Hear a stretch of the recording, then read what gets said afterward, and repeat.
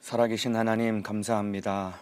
주신 하루 예배로 시작하게 하셔서 너무나도 감사합니다.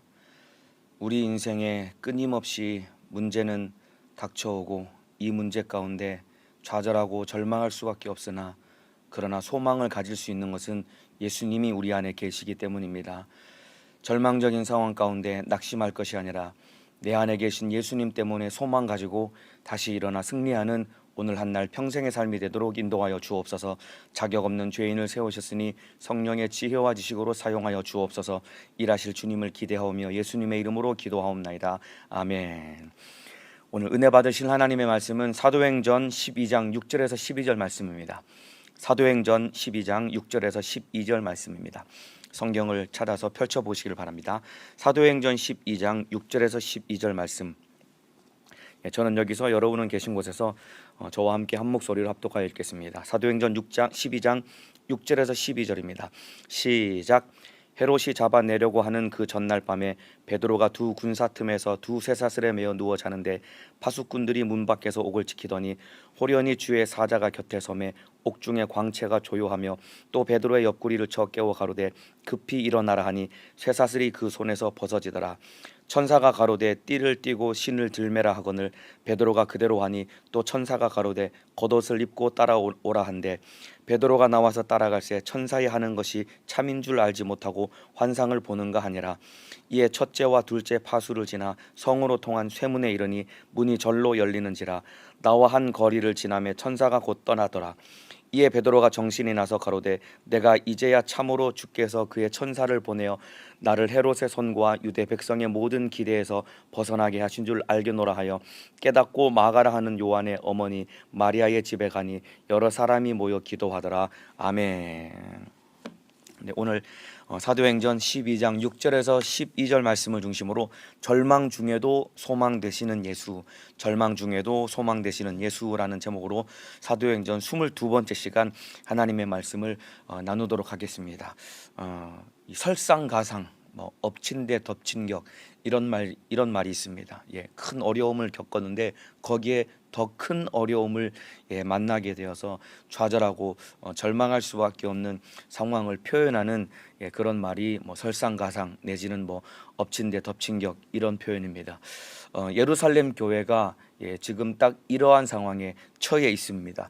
사도행전 12장에는 헤롯이라는 자가 예루살렘 교회를 핍박하는 내용이 기록되어 있습니다. 그래서 헤롯이 먼저는 야고보를 잡아서 죽이게 됩니다. 뿐만 아니라 야고보를 잡아 죽인 이후에 또 베드로도 잡아서 옥에 가두게 됩니다. 그래서 이 베드로는 사실 이미 죽은 목숨입니다. 왜 그러냐면은 4명씩 한 조로 이루어진 네 개의 조, 바꿔 말하면은 16명의 군사가 삼엄하게 베드로를 지키고 있었고 무교절이 끝나고 나면은 이 베드로를 죽이려고 작정을 했습니다. 야고보를 죽인 헤롯이 베드로도 잡아서 감옥에 가두어서 16명의 군사가 지키고 있었고 무교절이 지나고 나면은 이제 베드로도 죽이려고 작정을 했기 때문에 그야말로 베드로와 뿐만 아니라 예루살렘 교회는 엎친 데 덮친 격 그리고 설상가상 정말 이 절망 가운데 처해 있는 것이 바로 베드로와 또 예루살렘 교회의 상황이었습니다. 그러나 여러분 절망 중에도 우리 예수님은 우리의 소망이 되시는 분이십니다. 이 사실을 믿고 인정하시면은 아멘 하시겠습니다. 인간적인 눈으로 바라봤을 때는 더 이상 이제는 안 되겠다, 이제 끝이다 라고 할 만큼 절망적인 상황 가운데서도 우리 주님은 소망이 되시는 분이십니다. 오늘 본문은 말이죠, 아까 말씀드린 것처럼 베드로가 이제 붙잡혀서 감옥에 갇히게 되어 있습니다. 자그마치 베드로 한 사람을 지키기 위해서 16명의 파수꾼이 지키고 있는 그런 상황 가운데 베드로의 구출 작전이 이제 벌어지는 내용입니다. 오늘 본문 이 사도행전 12장 6절에서 12절은 베드로의 구출 작전이 벌어지는 내용이 쫙 기록되어 있는데, 여러분 하나님께서 베드로를 구출하기 위해서 잘 훈련된 특수부대나 무슨 청해 요원을 보내서 베드로를 구출한 게 아닙니다. 베드로를 구출하기 위해서 하나님이 누구를 보내셨냐면은 바로 천사를 보내서 베드로를 건져내게 됩니다. 오늘 본문 7절입니다. 호련히 주의 사자가 곁에 섬에 옥중에 광채가 조요하며 또 베드로의 옆구리를 쳐 깨워 가로되 급히 일어나라 하니 쇠사슬이 그 손에서 벗어지더라. 베드로를 구출하기 위해서 하나님께서 천사를 보내셨습니다. 이 천사라는 존재는 하나님께서 부리시는 종입니다. 영적인 존재인데 하나님께서 부리시는 종인데 뿐만 아니라 이 천사를 구원받은 우리를 섬기라고 하나님께서 이 보내신 천사가 각 사람에게 있습니다. 히브리서 1장 14절입니다. 모든 천사들은 부리는 영으로서 구원 얻을 후사들을 위하여 섬기라고 보내심이 아니뇨. 하나님이 부리시는 이 영적인 존재 천사가 있는데 이 천사가 하는 일은 무엇이냐면은 바로 구원 얻을 후사, 바꿔 말하면 후사라는 말은 상속자입니다. 천국을 유업으로 받을 상속자인 우리를 섬기라고 보낸 존재가 바로 천사입니다. 이 천사가 우리를 섬기는 이유는 내가 아니라 나 때문이 아니라 바로 내 안에 계신 예수님 때문에 우리를 섬기고 우리를 위해서 일하는 존재가 바로 천사들인데, 여러분 이 천사가 그날 밤 이 베드로에게 나타나서 베드로가 이제 잡혀 죽기 전날 밤에 천사가 나타나서 여러분 그 베드로가 갇혀 있는 그 감옥 옥에 있는 모든 상황을 천사가 철저하게 통제한 상태 가운데 베드로를 옥에서 건져냅니다. 16명의 군사가 삼엄한 경비를 하고 있었고 뿐만 아니라 감옥이 여러 가지 이 감옥에 이 죄수들을 가두는 시스템이 있었는데 그 모든 이 베드로를 지키는 그 간수들과 그 감옥의 시스템을 이 천사가 철저하게 통제한 상황 가운데 베드로를 딱 건져내는 이 베드로 구출 작전이 펼쳐지게 됩니다. 여러분 이 천사라는 존재는 사람과는 비교할 수 없는 이 막강하고 엄청난 능력을 가진 존재가 천사입니다.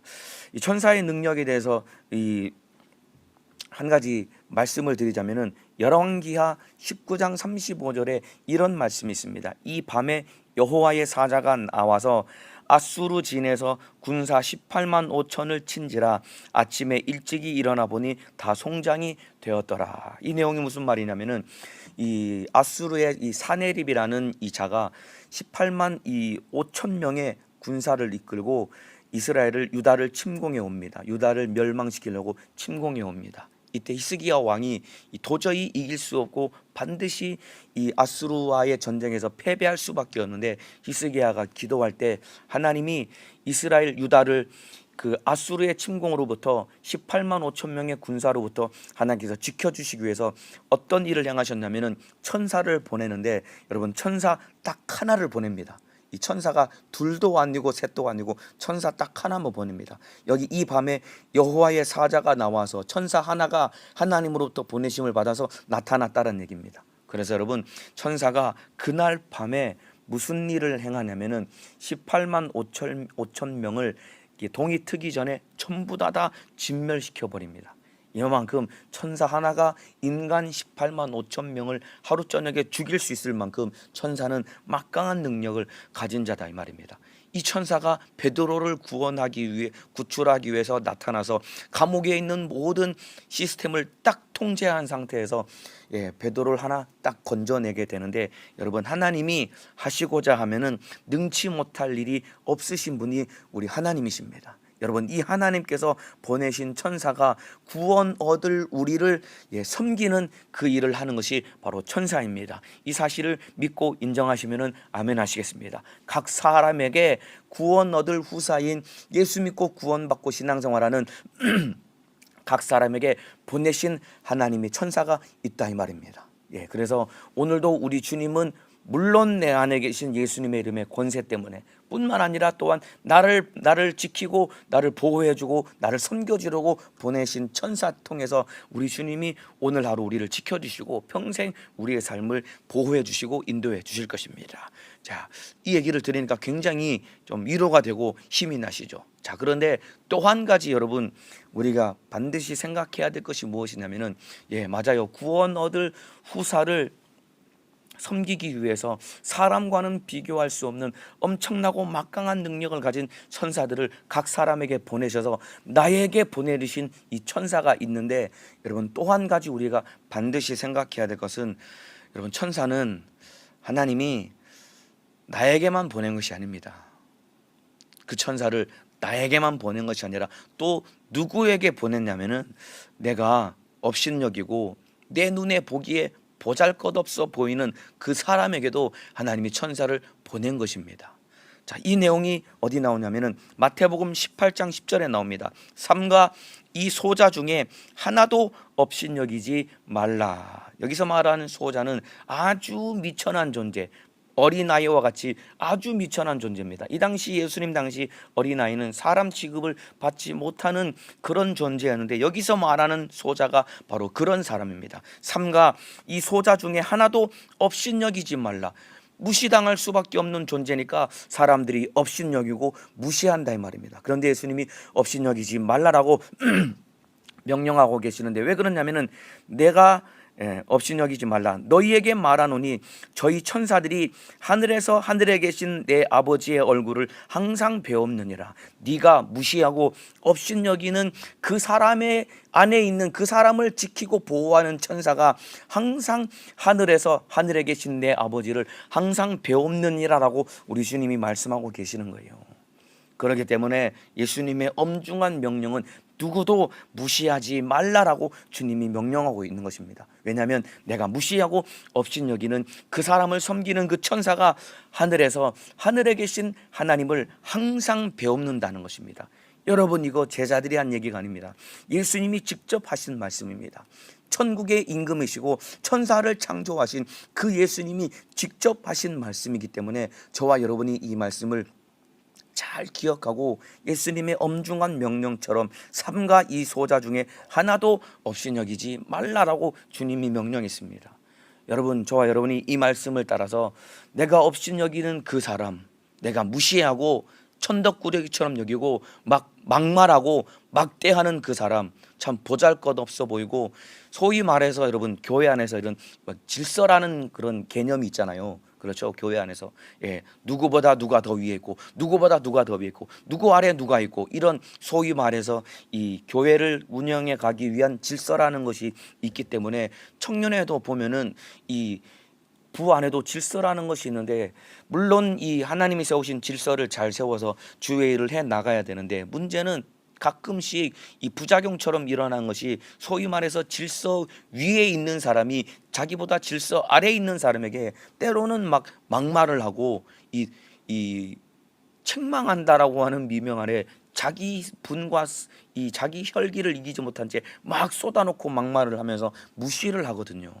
이 굉장히 하나님 앞에 이게 큰 잘못인 겁니다, 여러분. 누구도 무시해서는 안 됩니다.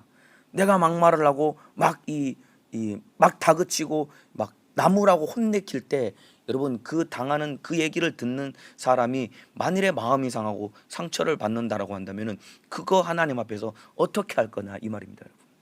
그러니까 누구도 업신여기지 말라라고 주님이 명령하고 계십니다. 가정 안에서도 마찬가지입니다. 여러분, 남편을 업신여기면 안 됩니다. 아내를 업신여기면 안 됩니다. 자식을 업신여겨서도 안 됩니다. 내 부모 형제 업신여겨서는 안 됩니다. 여러 가지 생각이 맞지 않고 여러 가지 내가 보기에 참 이 초라해 보이고 업신여기고 무시당할 만한 그런 행동을 하는 내 남편, 아내, 부모 형제, 자식일지라도 무시해서는 절대로 안 됩니다. 마찬가지입니다. 회사에서, 직장에서 내가 더 높은 직급을 가지고 있고, 소위 말해서 내가 뭐 사장이거나 대표나 아니면은 회사에서 높은 직급을 가지고 있으면서 내 아래에 있는 사람들을 막 무시하고 이 책망하고 남모라고 할 때, 인격적으로 무시할 때 우리 주님이 그걸 다 듣고 다 보고 계시거든요. 예수님의 말씀입니다. 삼가 이 소자 중에 하나도 업신여기지 말라. 나를 섬기라고 보낸 천사도 있지만은 내가 업신여기는 그 사람을 섬기라고 보낸 천사가 있기 때문에 저와 여러분은 예수 그리스도 안에서 우리 모두는 한 형제요 한 자매요 하나님 예수 안에서 하나님의 자녀인 것입니다. 그렇기 때문에 누구도 무시하지 말고 서로 섬기며 사랑하는 믿음의 사람 되시기를 예수님의 이름으로 축복합니다.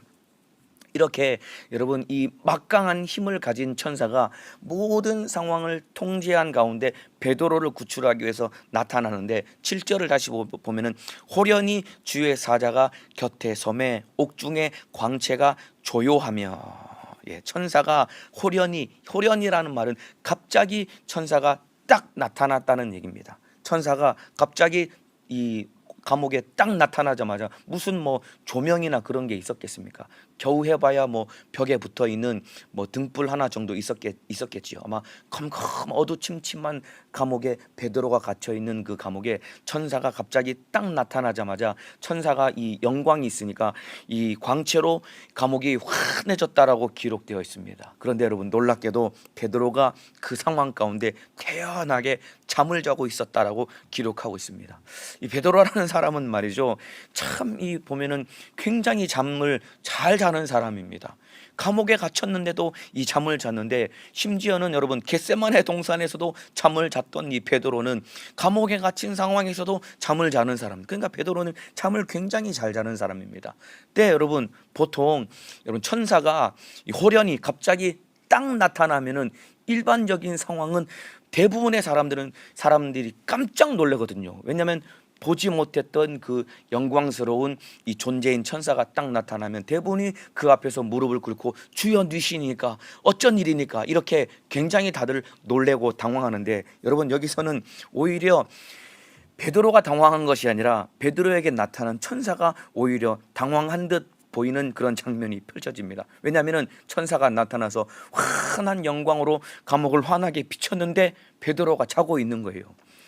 대부분의 상황은 이 천사가 나타나면은 깜짝 놀라서 주여 누시니까 아마 이런 장면을 기대하고 천사가 딱 나타나는데 베드로는 자빠져 자고 있는 겁니다. 아마 천사의 마음속에 기록은 안 돼 있지만은 얘는 도대체 뭔가 라는 마음으로 나타났을 것입니다. 그래서 천사가 적지 않게 이 당황을 했던 나머지 아까 읽어드린 7절에 베드로의 옆구리를 쳐 깨워 가로되 급히 일어나라. 천사가 오히려 막 다급하니까 베드로는 곤히 자고 있는데 천사가, 하나님이 야 너 베드로 건져내라고 명령을 받들고 왔으니까 이 천사가 이 다급한 마음으로 베드로의 옆구리를 쳐서 급히 일어나라. 베드로야 빨리 일어나라. 옆구리를 툭툭 쳐가지고 깨운 겁니다, 여러분. 예, 이만큼 이 베드로가 자고 있었는데 왜 그러냐면은 여러분, 베드로가 이 뭐 천성이 좋아가지고 그리고 이 잠이 우리처럼 뭐 신앙생활이 침체되고 다운이 돼가지고 뭐 예배 시간이고 기도 시간이고 그냥 습관적으로 조는 그런 상태였기 때문에 베드로가 졸았던 것이 아니라, 여러분 베드로가 감옥에서도 깊이 곤히 잠들 수 있었던 이유가 있습니다. 그 왜 그러냐면은 베드로는 염려를 주님께 맡긴 사람이었기 때문에 그런 거예요. 여러분 아무리 이 천성으로 이 낙천적이고 긍정적인 마음을 가진 사람이라고 할지라도 여러분 감옥에 갇혀가지고 이제 오늘인지 내일인지 자기가 죽을지 모르는 상황 가운데서 어떻게 사람이 그냥 넋을 놓고 잘 수 있겠습니까? 그런데 여러분 베드로가 그럼에도 불구하고 깊이 곤히 잠들 수 있었던 것은 베드로는 염려를 주님께 맡긴 사람이었기 때문입니다. 여러분 그 고백이 어디 나오냐면은 베드로가 기록한 베드로전서 5장 7절에 너희 염려를 다 주께 맡겨 버리라. 이는 저가 너희를 권고하심이니라. 너희 염려를 주께 다 맡겨 버리라라고 베드로가 명령하고 있습니다. 이는 저가 너희를 권고하심이니라. 하나님이 우리를 깊이 생각하시고 우리를 지키시고 보호하시기 때문에 네가 염려하는 그 문제 네가 가지고 고민하지 말고 주님께 맡겨 버리라라고 베드로가 이 편지를 쓰면서 이 명령을 하고 있는 겁니다. 이와 같이 저와 여러분도 우리가 당하고 있는 수많은 어려운 문제와 염려, 근심, 걱정의 문제들 우리 주님께 기도로 맡기고 예수 안에서 주시는 참으로 참된 평강과 기쁨과 감사 속에 우리 주님의 주시는 은혜 가운데 누리며 살아가시기를 예수님의 이름으로 축복합니다. 간혹 보면은 정말로 이 기가 막힌 일을 겪는 사람들이 주변에 여러 사람들이 있습니다. 그들의 문제를 바라보면서 어느 땐가 내게도 이런 문제가 닥칠 수 있겠구나 라는 생각을 종종 하거든요. 아마 지금 그런 이 기가 막힌 이 일을 겪는 분들이 오늘 예배 드리시는 분들 가운데 또 우리 청년들 가운데 이 말씀을 듣는 우리 성도님들 가운데 이런 참으로 기가 막힌 일을 겪는 분들이 계실 것입니다. 그런데 여러분 감당할 수 없는 문제 앞에 절망할 수밖에 없지만은 그럼에도 불구하고 저와 여러분이 소망을 가질 수 있는 것은 우리 안에 예수가 계시기 때문입니다. 오늘 제목과 같이 절망 중에도 소망 되시는 예수님이 우리 안에 계십니다. 기가 막힌 상황 가운데 나는 절망할 수밖에 없지만은 그럼에도 우리가 낙심하고 좌절하지 아니하고 소망을 가질 수 있는 것은 예수가 우리 안에 계시기 때문입니다. 베드로도 마찬가지입니다. 감옥에 갇혀서 자그마치 16명의 군사가 자기를 지키고 있었고, 며칠 전에 죽었던 야고보와 같이 자기도 죽게 된 그런 상황 가운데 베드로가 아무런 염려 근심 걱정 없이 깊이 잠들 수 있었던 것은 절망할 수밖에 없지만은 절망할 수밖에 없는 문제를 주님께 맡겼기 때문에 베드로는 절대적인 이 평강 가운데 주님의 은혜 안에 있을 수 있었던 사람입니다. 이와 같이 저와 여러분도 절망할 수 없는 문제 주님께 맡기고 주님이 주시는 평강 가운데 날마다 이기며 승리하시기를 예수님의 이름으로 축복합니다. 여러분, 우리 주님께서 능히 내 문제를 해결해 주시는 분이십니다. 그러나 그리 아니하실지라도 예수님이 내 안에 계시고 우리 영생과 천국을 가진 사람들 아닙니까? 그 예수님 꼭 붙들고 이미 내 안에 계신 예수님 때문에 이미 내 안에 소유하고 갖게 된 영생과 천국, 이거 붙들고 절망적인 상황 가운데서도 소망 가지며 예수님 붙들고 이기며 승리하시기를 주님의 이름으로 축복합니다. 여러분, 베드로가 아까 말씀드린 것처럼 16명의 군사가 베드로를 지키고 있었고 도무지 나올 수 없는 이 감옥에 갇혀서 베드로는 반드시 죽어야 했던 사람입니다. 그럼에도 불구하고 베드로가 감옥에서 구출받아서 살아남아서 구원을 얻은 겁니다. 여러분, 베드로가 이 탈출의 이 감옥에서 빠져나오는 과정을 간단하게 살펴보면은 베드로를 가두기 위해서 엄청나게 3중, 4중, 5중의 이 감옥의 시스템이 베드로를 딱 가두고 있었거든요. 16명의 군사가 지키고 있었고, 뿐만 아니라 이 두 손에 양쪽에 쇠사슬에 묶여 있어 가지고 한 손에 쇠사슬, 또 한 손에 쇠사슬이 묶여 있는데 그 쇠사슬이 쭉 늘어져 있는데 그 쇠사슬 끝에 누가 있냐면은 다른 간수가 자기 손목에 쇠사슬을 메고 지키고 있는 거예요. 양쪽에 쇠사슬이고 그 양쪽 끝에 간수가 또 다른 자기 손에 메고 있으니까 조금만 움직이면은 간수가 깰 수밖에 없는 상황입니다. 그런 상황이 있었고, 또 첫 번째 초소, 두 번째 초소가 있었기 때문에 이 감옥이 이 베드로를 2중 3중으로 지키고 있었습니다. 그리고 맨 마지막에 철문이 열렸다고 했는데 마지막에 철문까지 베드로를 가두고 있는 상황이었습니다. 그럼에도 불구하고 하나님이 보내신 천사를 통해 두 손을 묶고 있는 쇠사슬이 풀리게 되고, 그리고 지키고 있던 그 간수들이 꼼짝하지 않고 하나님께서 그들의 눈과 귀를 가리우고 있었고, 첫 번째 초소, 두 번째 초소 지키고 있는 사람들에게 발각되지 않고 그대로 지나간 다음에 마지막 철문이 철커덕하고 열린 다음에 베드로가 거기서 빠져나와서 구원을 얻게 된 겁니다. 여러분, 이와 마찬가지입니다. 여러분, 저와 여러분도 죄와 저주, 그리고 사망, 그리고 악한 영들에게 우리가 결박당해서 누구도 빠져나올 수 없는 절망적인 신세 가운데 처해 있던 자들이 바로 저와 여러분이었다 이 말입니다. 누구도 여기서 건져낼 수 없습니다. 죄와 사망과 저주와 악한 영에 결박되어서 베드로와 같이 3중, 4중, 5중 이 결박되어서 도무지 나올 수 없는 베드로가 구원받은 것과 똑같이 저와 여러분도 죄와 저주와 사망과 악한 영의 결박에서 이 결박당해서 이 도무지 나올 수 없는 절망적인 상황 가운데 있었지만은 우리 예수님이 십자가 달려 피 흘려 죽으시고 부활하셔서 우리를 죄와 저주와 사망에서, 그리고 이 악한 영의 결박에서, 지옥의 결박에서 우리를 구원해 주신 것입니다. 이 사실을 믿고 인정하시면은 아멘 하시겠습니다. 여러분, 예수로 모든 결박에서 우리가 자유케 되었습니다. 예수님 때문에 우리가 모든 결박에서 자유케 되었다 이 말입니다. 절망 중에서도 소망 되시는 예수님으로 살아가시기를 주님의 이름으로 축복합니다. 그래서 한번 따라해 주시면 좋겠습니다. 절망 중에도 소망 되시는 예수로 살자. 큰 목소리로 믿음의 고백으로 나에게 명령하고 또 고백하고 선포하는 마음으로 큰 목소리로 다시 한번 따라해 주시면 좋겠습니다. 절망 중에도 소망 되시는 예수로 살자. 한 번만 더 따라하겠습니다. 절망 중에도 소망 되시는 예수로 살자. 절망 가운데서도 소망 되시는 예수로 살며 승리하시기를 주님의 이름으로 축복합니다. 예, 감옥에서 나온 베드로가 이제 그 기도하고 있는 그 성도들을 만나러 이 마가의 어머니의 이 집으로 이 성도들을 만나러 갑니다. 12절입니다.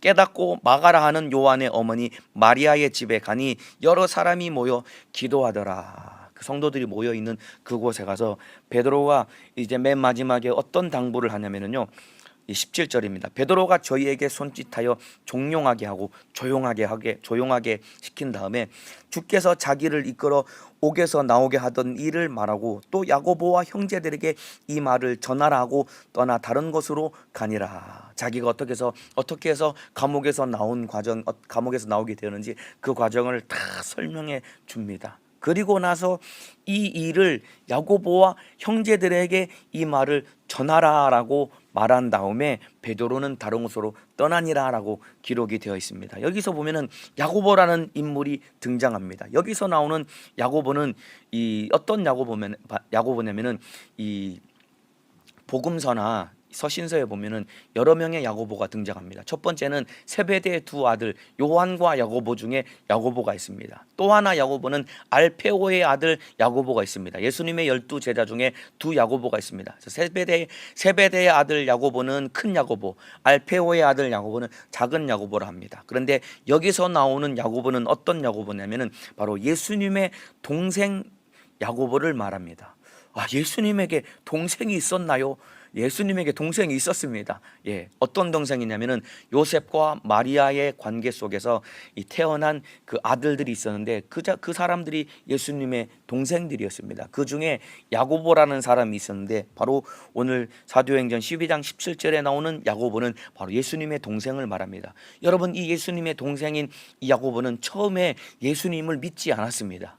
예수님이 육신을 입고 공생애를 사는 동안에 예수님을 무시하고 핍박을 했었거든요. 그런데 이 야고보가 예수님이 부활하신 이후에 예수님을 믿게 됩니다. 그리고 여기서 더 나아가서 이 야고보가 예루살렘 교회의 기둥과 같은 존재로 세워지게 됩니다. 그래서 사도행전 15장에 가면은 예루살렘 공회가 이 주제가 됩니다. 이방인이 이 교회 안에 들어오게 되는 문제, 그리고 이방인들의 신앙생활을 논하기 위해서 예루살렘 공회가 벌어지게 되는데, 이 예루살렘 공회를 주재하는 자가 누구냐면은 바로 예수님의 동생인 야고보가 예루살렘 교회의 이 공회를 주재하면서 마지막 최종 결정을 야고보가 내리게 됩니다. 그러니까 야고보가 예루살렘 교회의 기둥과 같은 자가 됩니다. 뿐만 아니라 여러분, 우리가 이 신약 성경에 읽고 있는 야고보서라고 하는 서신서 있죠. 야고보서를 누가 기록했냐면 예수님의 동생인 야고보가 기록한 겁니다. 자, 이렇게 여러분 베드로가 베드로를 통해서 예루살렘 교회의 이 새로운 지도자가 소개되게 됩니다. 그리고 나서 베드로는 다른 곳으로 떠나니라 피신하게 됩니다. 왜냐하면 예루살렘에 그대로 남아있으면 또다시 헤롯에게 붙잡혀서 죽을 수밖에 없으니까 베드로가 다른 곳으로 피신하게 되는데, 대부분의 사람들이 안디옥으로 피신했을 것이다 라고 추정을 하게 됩니다. 그리고 나서 여러분, 베드로는 사도행전 15장에 잠깐 베드로가 등장할 뿐, 이 베드로의 이야기는 오늘 읽은 본문 사도행전 12장에서 베드로의 이야기는 끝이 나게 됩니다. 이제 베드로는 사도행전에서 더 이상 등장하지 않습니다. 사도행전 15장의 예루살렘 공회에서 잠깐 등장할 뿐이지 이제 더 이상 사도행전 28장이 끝날 때까지 베드로는 등장하지 않습니다. 그런데 말이죠, 베드로는 사도행전에서 이 자취를 감추게 되지만은 베드로의 복음 전도의 사역은 계속해서 이루어지게 됩니다. 고린도전서에도 보면은 사도 바울의 이 기록을 통해서 보면은 베드로가 계속해서 복음을 전하게 되는데, 베드로는 자기 아내와 함께 가는 곳마다 복음을 전했다라고 기록이 되어 있습니다. 그리고 이 전승에 의하면은 베드로의 아내도 그리고 베드로도 둘 다 순교를 함으로 자기 생애들을 마감하게 됩니다.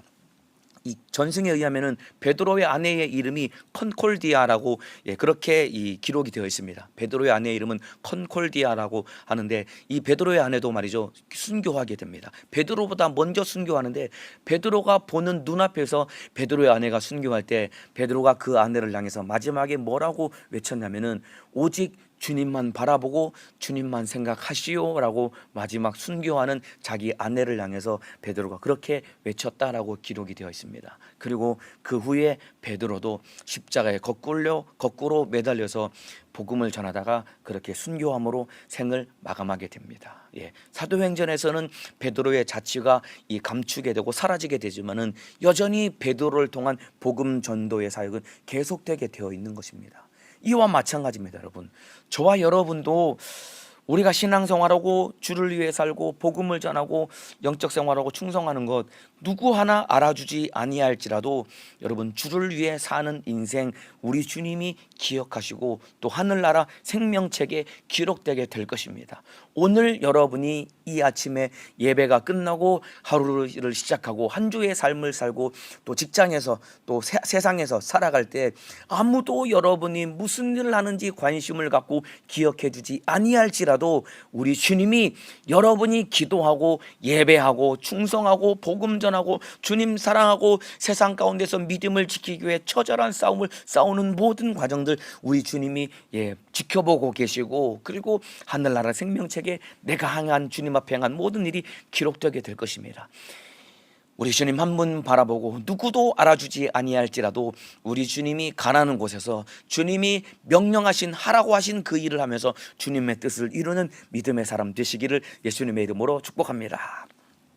자, 이렇게 여러분, 베드로가 이 감옥에서 탈출하게 됩니다. 이때 헤롯이 굉장히 분노하게 됩니다. 엄청난 분노를 쏟아놓게 되는데 그 내용이 19절입니다.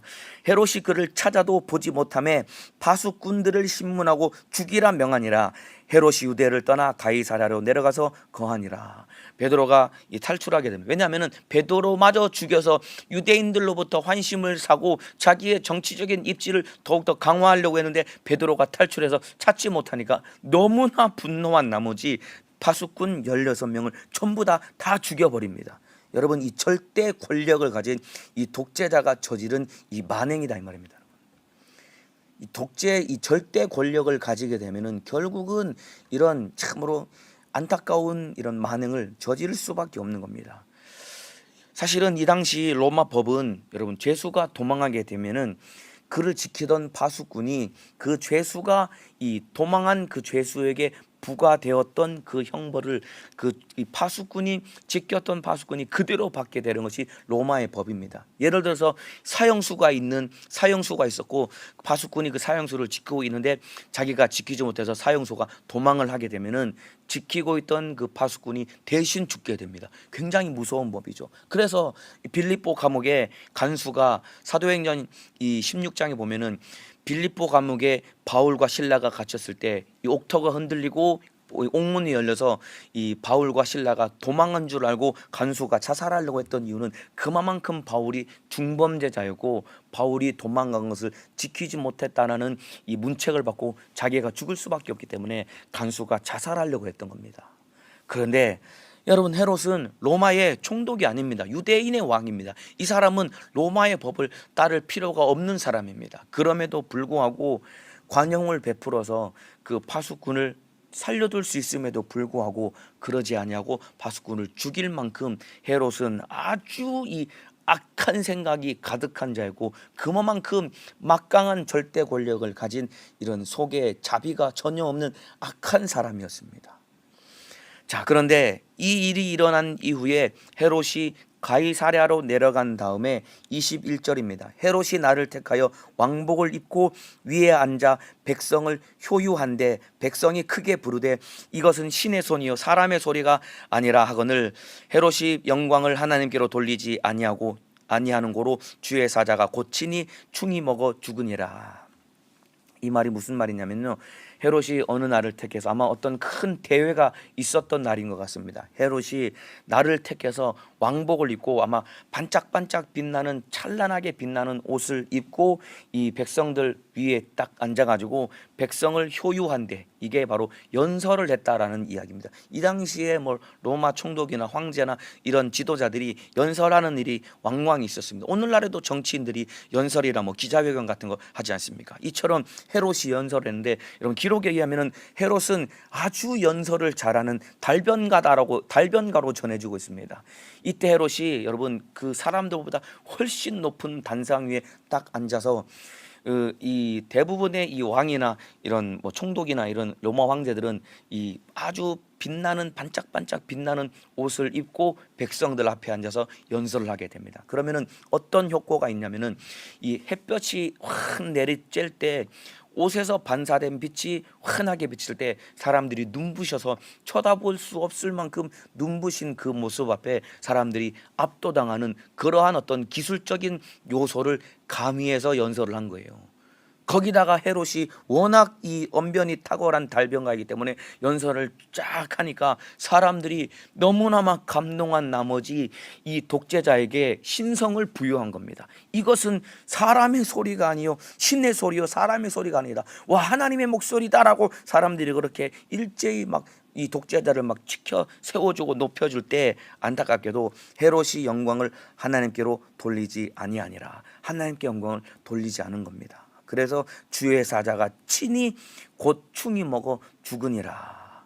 천사가 나타나서 헤롯을 쳐서 죽여버린 겁니다. 여러분, 이만큼 수많은 악행을 저지른 이 독재자 하나님이 결국 심판해서 그 목숨을 거두어 간 겁니다. 여러분 보세요. 많은 사람들을 죽였던 막강한 권력, 이 서슬퍼런 권력을 가졌던 헤롯도 여러분 고작 결국에는 고작 벌레 몇 마리 때문에 죽게 되는 겁니다.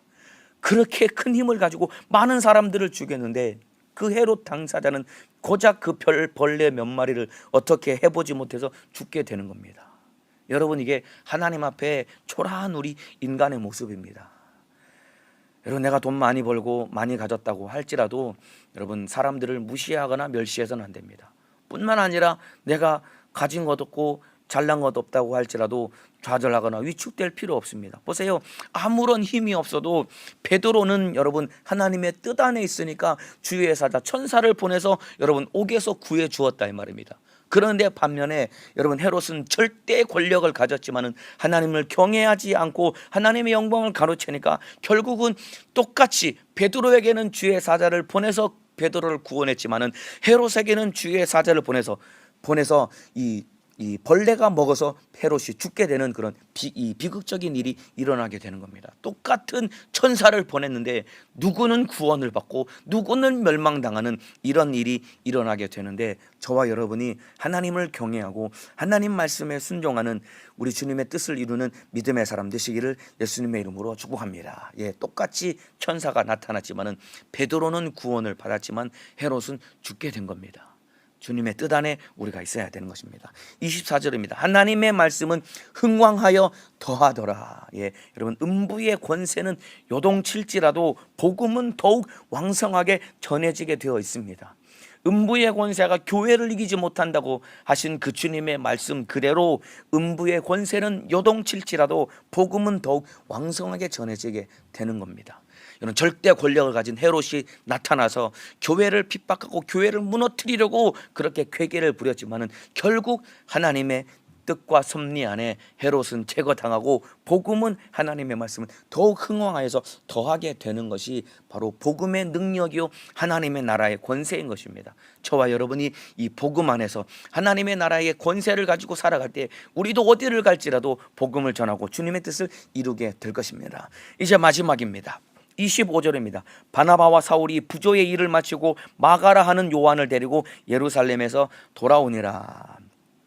이게 무슨 말이냐면요, 여러분 사도행전 12장이 시작되기 전에 11장 맨 마지막에 예루살렘 교회에 기근이 일어났기 때문에 바나바와 바울이 안디옥에서 이 성도들로부터 헌금을 거두어 가지고 예루살렘 교회 성도들을 도와주기 위해서 직접 바나바와 바울이 예루살렘 교회에 도착을 했습니다. 그리고 이제 돌아간다라고 기록을 하고 안디옥 교회로 다시 돌아간다라고 기록을 하고 있는데, 여러분 바나바와 바울이 말이죠, 예루살렘 교회에 왔다가 돌아가는 그 시간 가운데 어떤 일이 일어나냐면은 바로 오늘 이 12장에 있는 베드로가 야고보가 순교하고 베드로가 옥에 갇혀서 죽을 뻔했지만은 하나님의 은혜로 옥에서 탈출하게 되는, 구원을 얻게 되는 이 모든 일련의 과정과 사건을 누가 정확히 봤냐면은 바울이 정확히 봤습니다. 여러분, 그래서 말이죠, 바울이 훗날에 바울도 사도행전 16장에 가면은 빌립보 감옥에 갇히게 됩니다.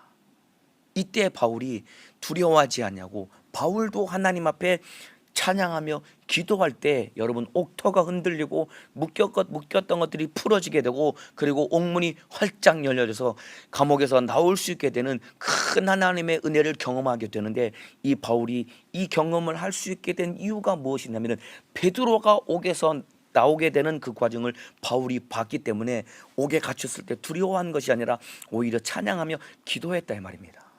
여러분 이와 같이 보세요. 여러분, 저와 여러분이 이 땅에서 우리가 신앙생활하고 기도하고 우리 영적 생활하는 모습을, 누군가는 내가 신앙생활하는 모습을 지켜보고 있다 이 말입니다.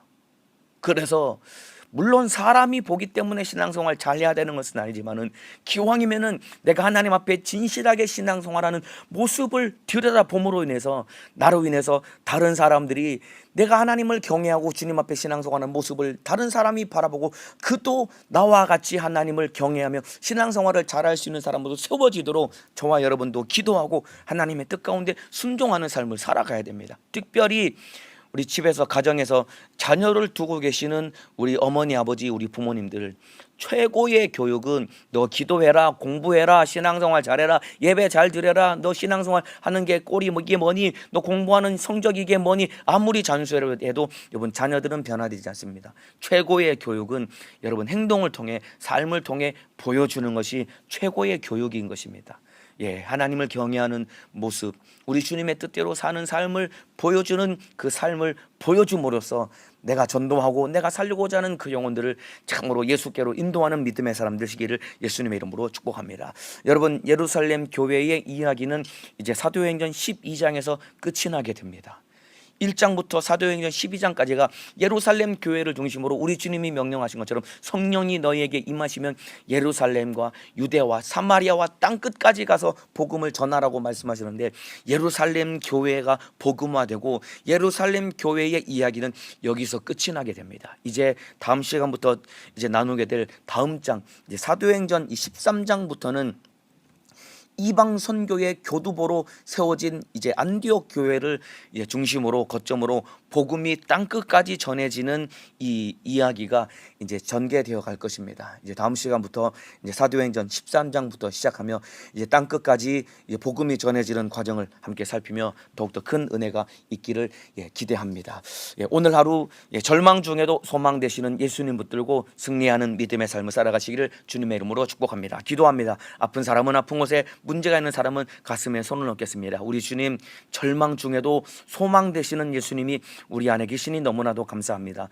베드로는 절대 나올 수 없는 감옥에서 하나님의 은혜로 구원받은 것과 똑같이 우리도 절대 나올 수 없는 죄와 저주와 사망과 그리고 악한 영의 결박에서 우리 주님의 은혜로 우리가 구원을 받아 하나님의 자녀가 되었으니 이제 주님의 뜻대로 사는 자가 되게 도와주시고, 누구도 하나 알아주지 않을지라도 주님 뜻 가운데 순종하며 주의 영광을 위해 살아가는 믿음의 삶을 살아갈 수 있도록 인도하여 주옵소서. 그러나 악한 마귀역설은 여전히 나를 결박하고 여전히 나를 짓눌러서 절망하게 만들고 좌절하게 만들고 주님 뜻대로 살지 못하게 만드는 원수가 오늘 하루도 내 평생에 이 원수는 괴계를 부릴 것입니다. 이 원수는 떠나가게 도와주옵소서. 나사렛 예수님의 이름으로 명하노니 우리 성도들을 결박해서 죄짓게 만들고 병들게 만들고 절망하고 좌절하게 만들고 주님의 뜻대로 살지 못하게 만드는 이 악한 원수 귀신 질병아, 나사렛 예수님의 이름으로 명하노니 떠나갈지어다. 예수님의 이름으로 명하노니 떠나갈지어다. 떠나갈지어다. 떠나갈지어다. 떠나갈지어다. 떠나갈지어다. 우리 성도들 한 사람도 코로나 바이러스에 감염되지 않게 하시고 어디를 갈지라도 생각과 마음을 지켜주시고